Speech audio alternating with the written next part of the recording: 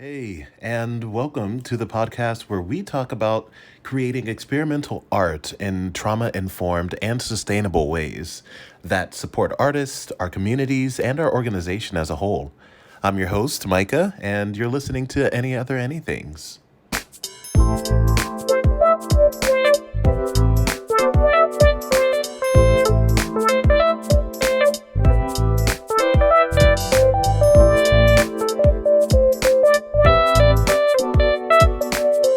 Another beautiful evening. Welcome everyone listening. Thanks for joining us.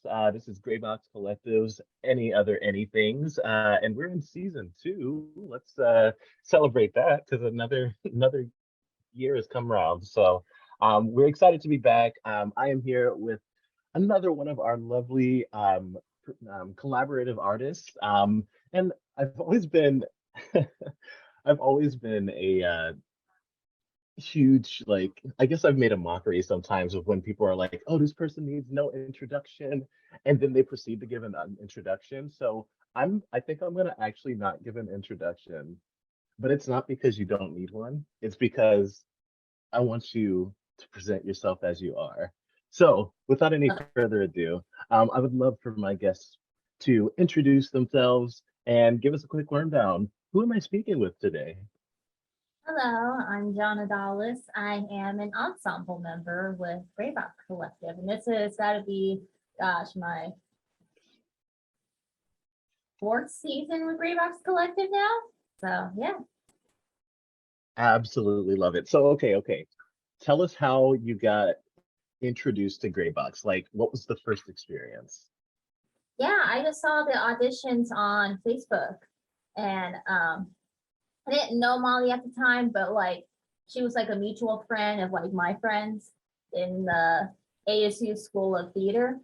Um, so yeah, I saw the audition come up, and I was like really close to where I lived at the time Hmm, at Zero Tempe. So yeah, I just showed up to audition. Like gosh, 4 years ago now, and I here love we it. are. That's honestly so wild. I'm curious. You mentioned like ASU was kind of the common ground where the sparks began to appear.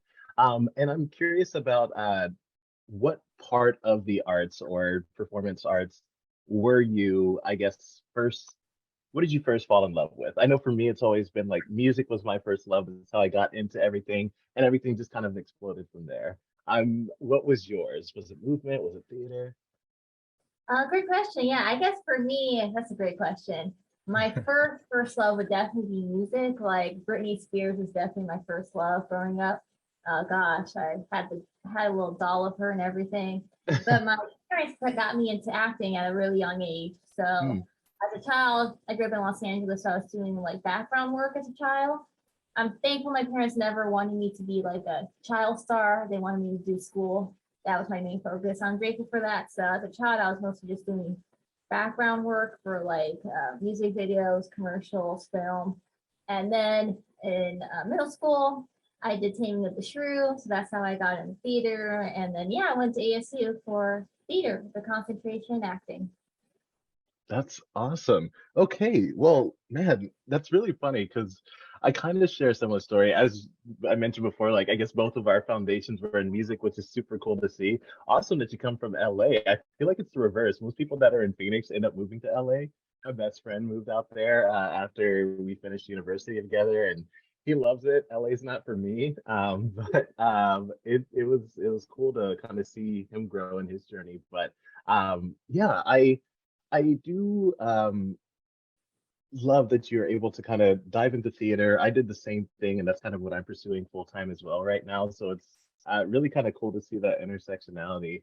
I am curious, with your time with Graybox, has there been a show that you've collaborated on or an experience that maybe you just went to go see um, uh, surrounding the little world that is Grey Box Collective that really made an impact on you, that you really think back fondly on, that maybe if you could revisit or rediscover for the first time, or reimagine for a second time.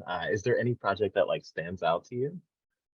Yeah, I mean, the first show I did was Tangled Mess. That was spring Mm, 2019. And yeah, gosh, I was 20, junior in college during that show. And I guess it's just a sort of nostalgia thing. This was like before the pandemic, before anyone knew what was going to happen. mm, And so yeah, it was that, gosh, I can't remember, the Artist Box in Tempe, which is like closed down now. So it's definitely that nostalgia of thinking back to my first show with Gray Box Collective. And yeah, I had never done, like, I had done devised theater before, like, especially at ASU. I've definitely done devised works, but I never done anything as like post dramatic and non-linear as something with Gray mm. Box. So it was really a great experience for me. So yeah, it was my first time being exposed to Gray Box's structure, and yeah, it was really cool. So I Yeah, definitely, yeah. I think fondly of my first time with Tangled Mess. That's so awesome.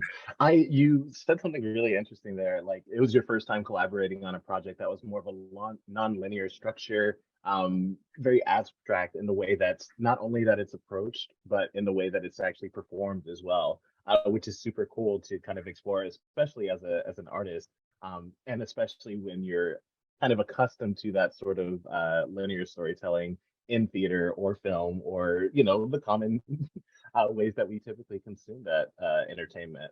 I do wonder when you were in the rehearsal room, uh, how did you feel like you were able to contribute to the layering of storytelling, that nonlinear exploration? Like, what were some ways that you kind of like to infuse yourself into the project? Yeah, so really with the rehearsals, how we did it with Tangled Mess, I was just being with Molly like a gosh, I can't remember, so long ago now. Yeah, it's 3 years ago. So yeah, my memory's Yeah. blanking. Um, there's like a green room in the basement of the Nelson Fine Arts Center in at Tempe campus at ASU. People who've gone to ASU know what I'm talking about, the green room. We would meet in there, and she would give me prompts that I would like write down answers, and those texts became the texts that I used in the show. So that's really, and then of course the movement aspect. And I'm not a dancer. I'm not a mover. I mean, I guess I'm a mover. I took like movement classes in college, but like Mm. I was definitely kind of, scared to go into like the movement aspects of it. But once I did it, I really enjoyed it. It was really freeing once I stopped thinking about it and like just did it. I love that. Yeah. There is really something to be said about that. Like, I know I plan everything. I get in my head, I'm like, okay, let me do this, let me do that. Even when I did improv in school, I felt like I would go in with a plan. And I was like, well, is it really improv anymore if I like have a plan and I'm like thinking about my character and what choices I'm gonna make, blah, blah, blah. So like really being able to let go and kind of just react, respond, and be present in what your environment is, who your audience is, what the vibe is, like really reading the room in a sense, right? I think that's such a cool dynamic that's not often explored in the arts. So yeah, that's awesome. I love that. Yeah. Um, I do wonder. So Gray Box Collective is really, I guess, built on the idea of how do we work through trauma, um, and explore and support it through art. Um, how has that, I guess, balance been for you? Because I know a lot of people kind of sometimes perceive art as a form of therapy sometimes, and there are actual like certified forms of art as therapy. This is not therapy in that sense, not in a professional or clinical sense, but um, when we're thinking of the idea of a trauma-informed creative practice, what does that look like or feel like to you in your times working with Great Bots? Yeah. Good question. It's definitely, respecting others' boundaries and, reading the room, seeing, what's appropriate for this occasion. You definitely don't want to like trauma dump on, people Mm, in the rehearsal room. At the same time, though, I do feel Gwen Stefani, one of my favorite songwriters, an underrated songwriter, once said, you really have to be vulnerable to, write good songs. And some of my favorite No Doubt songs were when Gwen Stefani started to really write about, sorry, I'm a Gwen Stefani stan, her breakup with Tony Canal in No Doubt. So it's definitely that balance. It's a good question of, respecting spaces, being professional, but at the same time, you do have to be vulnerable in the space, and you can't be afraid of failure. Kind of going back to like being afraid of, I have to remember, a lot of theater in general is just trial and error, and especially in the rehearsal, you just have to like try things out. Not everything will be in the actual show, but let's just throw it out here. You never know what's gonna stick, what's gonna stay in it, and you don't know if you don't try. That's a cliche, especially. So yeah, I hope that answered that question. No, yeah, I love that. And I think one thing that really kind of stood out again to me was just the idea of like, as simple as the phrase is, you don't know until you try, really is like, it holds such weight more than I think we realize. One of my favorite things that Molly says is just like, we have permission to speak in draft. And I think like, especially in a rehearsal room or during the creation process, like that is so prevalent. And I think as much as we try to foster that sort of community of like, it's okay to try, it's okay to speak in draft, it's okay to fail, like you mentioned, like it's okay to fail. It's not an issue, it's not a problem, it's not a detriment to who you are as an individual. When we have a failure, we just know that that doesn't work, so we try something else. And I think that that's such an empowering thing. It's really just a matter of swapping up our perspectives, right? So yeah, I love that. That's great. That's great. So okay, all right, we keep coming back to music. So let's sit on music for a bit. A quick question. In the world of music, where do you find yourself? Composing, performing? Do you play anything? Talk to me. What's your music life like? That's a good question. I mean, I guess according to ASCAP, which is where I'm like a songwriter, I'm like a composer, lyricist, in the technical terms.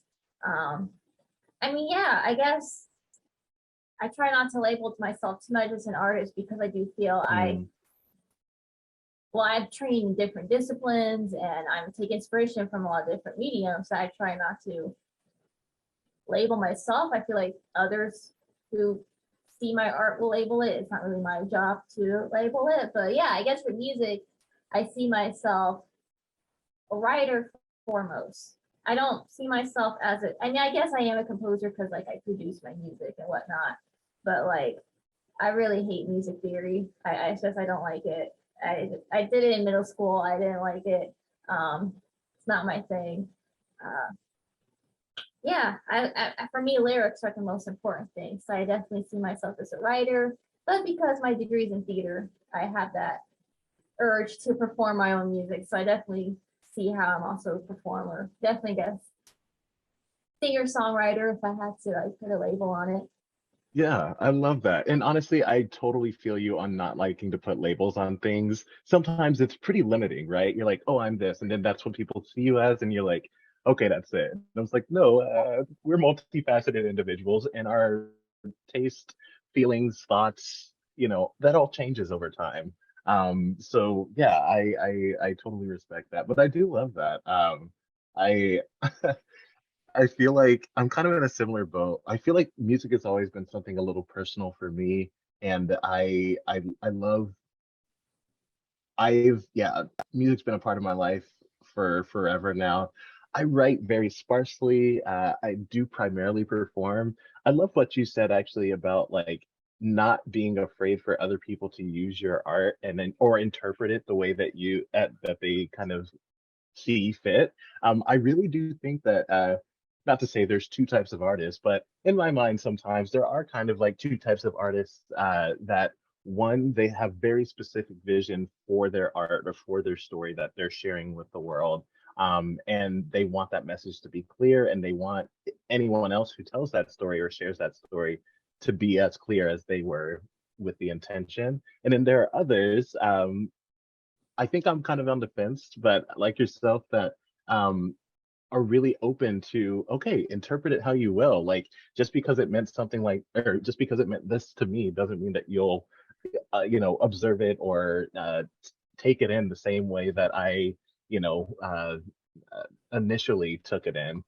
So I love that idea. And I think that's really freeing as well. I guess that supports your idea of like not labeling anything, right? You can't label your own work even because some Yeah. people just interpret it a little bit differently. And it is really beautiful to see how that evolves or changes from individual to individual. So yeah, I love that. I love that. All right. So if you could give me, I know you've thrown out a couple names, Britney Spears, Gwen Stefani, and if they're in your top three, that's cool too. But give me your top three artists right now. Like, who are you listening to? Ugh. I like, I like, I like Miriam Makeba. I like Selena. Oh, what's the third one? What did I do? Mitski.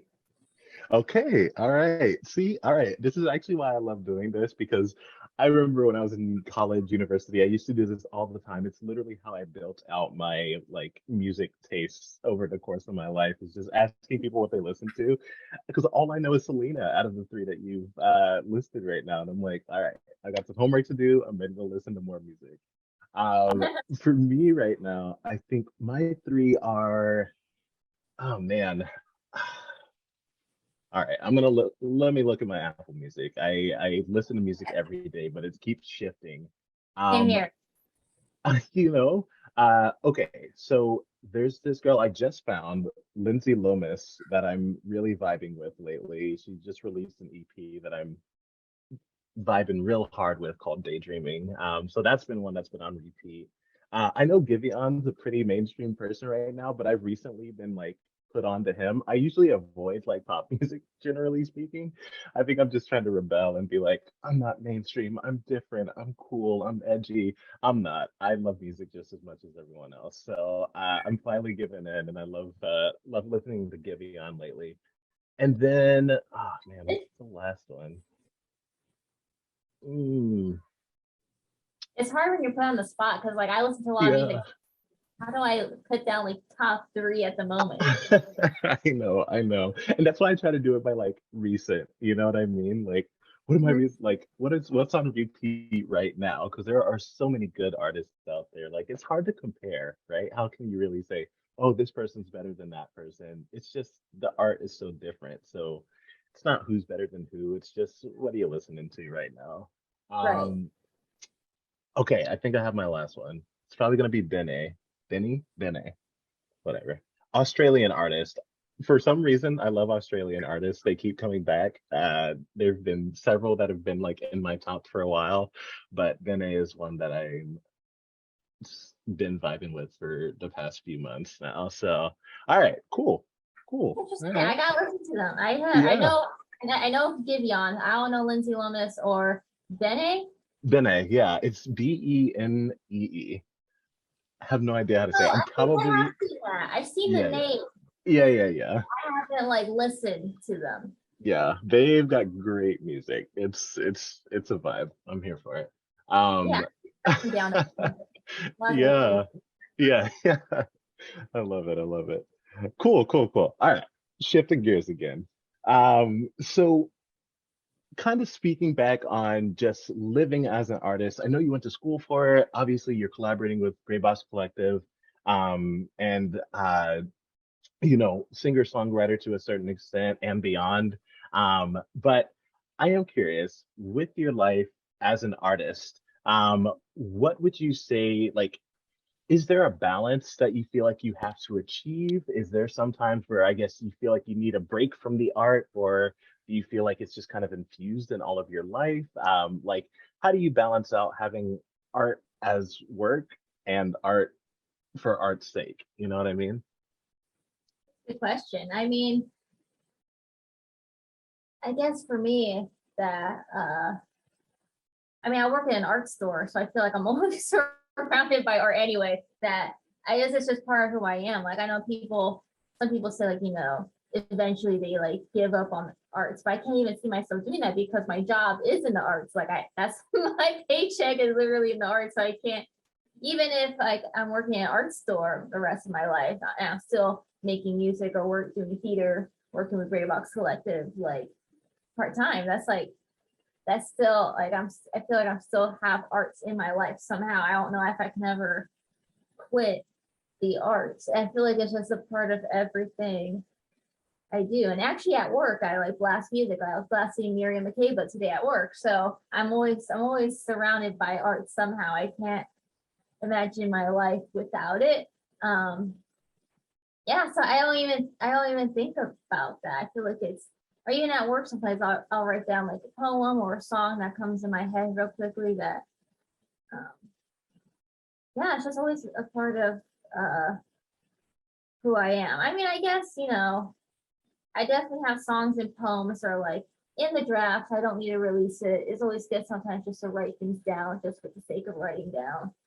I don't feel like I have to like put out everything I write. Some things are just good for the journal, and that's fine, And I like having those journals because sometimes I might take a little snippet from one entry and actually do put it in like a song or poem that I release to the public. But yeah, I guess to answer your question, I think there are times, I don't feel an urge to release everything I do. I think, quality over quantity. I'd rather, have releases that are like really good instead of, I don't like filler tracks on albums. I just want to release, like my albums are usually at most 10 songs. I don't usually go above that. That 10 is like a good amount of tracks. So there's like no filler or anything. Yeah. So, Yeah. yeah. I love that. I love that. And I mean, that's a great number. I feel like there is something to be said. I don't know about you, but when I listen to music, I actually do prefer to listen to the album or the EP and just like listen to the journey of it. I really do I feel like it went away from it maybe like early to mid 2000s where like really albums back in the day where it felt like they were more geared towards like just a bunch of singles with some filler tracks in between like you're mentioning, but I think we've really started to shift back into that storytelling aspect or like building one song on top of another like to create like this musical experience in a lot of like modern albums like within the last decade or so, and it's primo, it's prime. I love that. I love that. Mm-hmm. Oh man. So yeah, I think what I want to kind of talk about now is just a little bit more on I guess sustaining yourself as an artist. You've mentioned that you have a really good like relationship as an artist with your art and with the art that's surrounding you. And I think that that's something that a lot of artists strive for. I feel like there are sometimes a lot of tortured artists or like just people who, myself sometimes included, where sometimes I'm like, oh, am I doing the right thing? Like, should I go away from the art? Like, but to be at peace with, where you're at. And I think that also might speak a little bit to just how you were brought up, maybe, because I know you mentioned like working as a background actor as like in your younger days, but then having supportive family that was not like do more, make more money, or like it wasn't something that was you know that you were forced into or kind of like commandeered into. It was just something that was encouraged and nurtured and fostered, which I think has cultivated a really, and correct me if I'm wrong, but it seems like it's like really cultivated a healthy relationship with art. So as you continue to sustain, is there a certain practice, whether it's when you're creating for yourself or maybe if it's just while you're pursuing other ventures, that you do to help sustain and keep this healthy balance in your life? Good question. Hmm, I'm trying to think. Lots of water. I mean, especially in Arizona, like especially if you're a singer, lots of water. What are your practices? Yeah, I mean, I play guitar, so I enjoy pain. Clearly, like my fingers are callous. You can't really see, but they're definitely callous. Yeah. But definitely sometimes when I'm like singing, if I feel like my voice starts to get really tired, I'll step away from the moment. And that's when I learned from my mom. Let's step away, take a breather, and then maybe come back to what I was doing So maybe just give my voice a second to rest. And sometimes I just need to, if it's been like a few hours of like playing and my voice is getting strained, I'll definitely be like, okay, that's enough for today. Let's put it away. Something I started this past year is something I recommend for everyone is app timers for all your social media. So now I only spend like 30 minutes a day on social media this past year, and oh my gosh, it's just changed my outlook on life, definitely. Yeah, app timers, that's important in my I love that. I guess really it just kind of brings us back to the idea of everything in moderation, right? Like, be okay with walking away from something, be okay leaving something in the journal, be okay with only getting on an app for 30 minutes, at a time. Like, I think that is, I feel like in these conversations sometimes when we're looking for advice or we're seeking, insider tips, we always want something super deep or like superficial. And no, really and truly, it's like find that balance within yourself, be okay with taking time away from something, and be okay with the art that you're creating as well. I think there's sometimes where we feel like we have the need to like push through something regardless of anything and like, torture ourselves, or, we have to get something out and it's just this tormented feeling. But sometimes it is okay to just say, you know what, today I'm going to rest. Today I'm going to work on this. Today I'm going to, yeah, take in art, to refill myself. I think that moderation, that balance, seems to be a recurring theme with just how you approach your life in general, and I really think that's beautiful. So yeah, that's really cool. I love that. Cool. I do want to know just one other thing, and I should have asked this at the beginning. I always forget because I'm scatterbrained, but who isn't these days? Probably from too many apps. You know what? I should moderate. That's what I gotta do. No, so okay. Do you have a favorite like check-in or warm up or like grounding, centering activity that you do in general? Like, I guess whether it's coming into a Greyhawks collective space or if it's just you about to journal or about to write a song or about to perform. I know I gave a lot of abouts there, but take it how you will. That's a good question. What do I do before a performance? Uh, I have to think about that. It always depends on the performance because if it's like with music, I'll tune my guitar, but if it's like a theater play, then I'll do like vocal warm ups. Gray box, something I like to do is I learned this at ASU actually in a show I did. It's I don't know what it's called. It's like you close your eyes and you draw a self portrait of yourself, and you're kind of shout out to Alexis Green, my director for a show I did ASU Good Friday, who taught me this. Yeah, it's just a cool exercise to, with your eyes closed, how do you see yourself? Yeah, very, very much abstract expressionism, and you see the ending product, but I like it. That's awesome. I feel like it almost encourages you to see yourself in a positive light when you are like closing your eyes. Like, it's not a reflection, it's not a drawing, it's not something that's necessarily tangible. It really is a very introspective practice. I love that. That's great. I know for me, sometimes, like when I'm coming into a performance, um, I feel like a lot of times I actually like isolate myself. I feel like a lot of people just by default, I think as artists or performers in general, there's a very it's very tied to the idea that you're an extrovert if you're a performer, just because we're expressive people sometimes by default. And I think sometimes like allowing myself before we get into the thick of it to just, and really after too for me, but like I usually do try to like remove myself from everything and everyone and just like find me. So without closing my eyes and doing the self portrait, I do kind of do that in a sense of like, all right, we're going to center ourselves. We're going to find, the character, the song, the moment, the movement, whatever the case may be for whatever the given work is, really to just kind of hone in and I guess remove all those other distractions, moderate, all of that other stuff out for the moment before you hop in. So yeah, I love that. I love that. Cool. Well, I think we've come to the part of the conversation where I get to ask you, are there any other anythings? Oh, question.